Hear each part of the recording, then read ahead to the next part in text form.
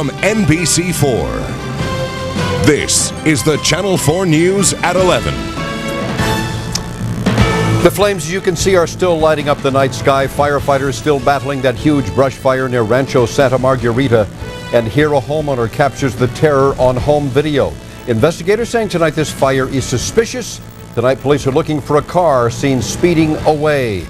Good evening, everybody. It's 11 o'clock and the early dangerous fire season has indeed arrived. And it put people and homes in jeopardy today. That huge fire near Rancho Santa Margarita.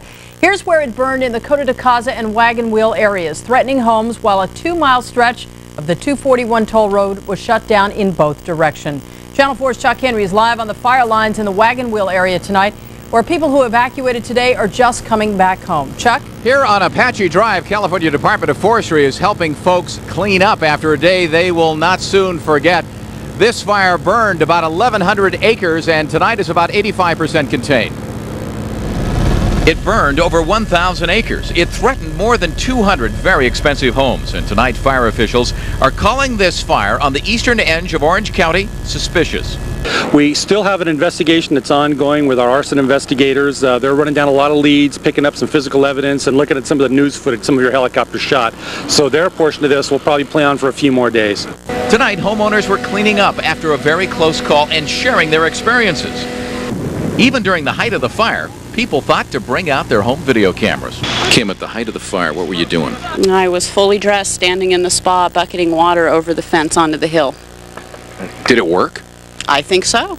Well, the house is still here. Yeah, and so's the tree. When it came over the ridge, right behind the whole set of houses right here, it was probably 200 or 300 yards long, and it just came 60, 70 feet above the ridge. It was pretty impressive. It was really hot in the backyard. I was home, and within 5 minutes I looked out the window in the back of my house, and the fire was just coming down just in time to get my cats and get out of here. I really think my house was going to burn down. I really do. It was the scariest thing I've ever seen in my life. It was bad. Not only was it the tremendous work by the firefighters here that saved these homes, but quite by coincidence, these homeowners early this morning before this fire were out doing something that actually saved their homes. I'll have more on that a little later in the newscast. For now, reporting live, I'm Chuck Henry. Back to you. All right, Chuck, thanks a lot. As usual, the case on these fires, many remarkable stories from the fire lines tonight. Patrick Healy picks up our live team coverage from here. Patrick. Paul Colleen, this was a fire to take your breath away repeatedly. In fact, the call was so close here at Apache and sundown that one of the airdrops of the Orange Fire Retardant actually came down on the houses. That's the cleanup that the fire crews are doing now. Perhaps a dozen other calls nearly as close at edges of wilderness.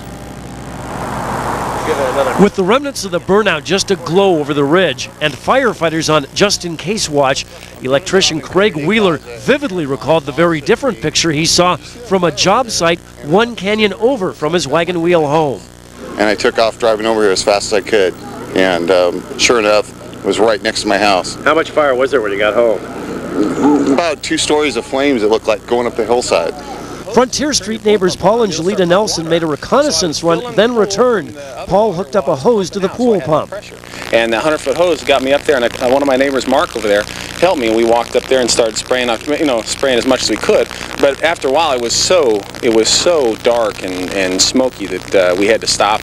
Where the fire began west of the 241 toll road above the community of Los Forest, many students were still at school. I was at practice, and we saw the fire when we got out of school, or the smoke, and then we started seeing flames about like 3 or so. And then the vice principal came up and said, "You guys got to go home." My daughter called me from her school and said, "Look outside, there's a big fire."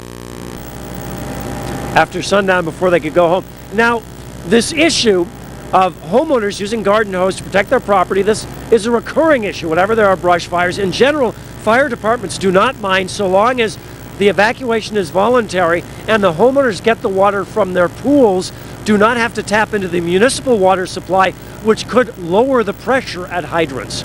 Reporting live from Wagon Wheel, Patrick Healy, Channel 4 News. All right, Patrick, that's not all. A brush fire just south of Riverside late today damaged one home, a shed, and several vehicles there.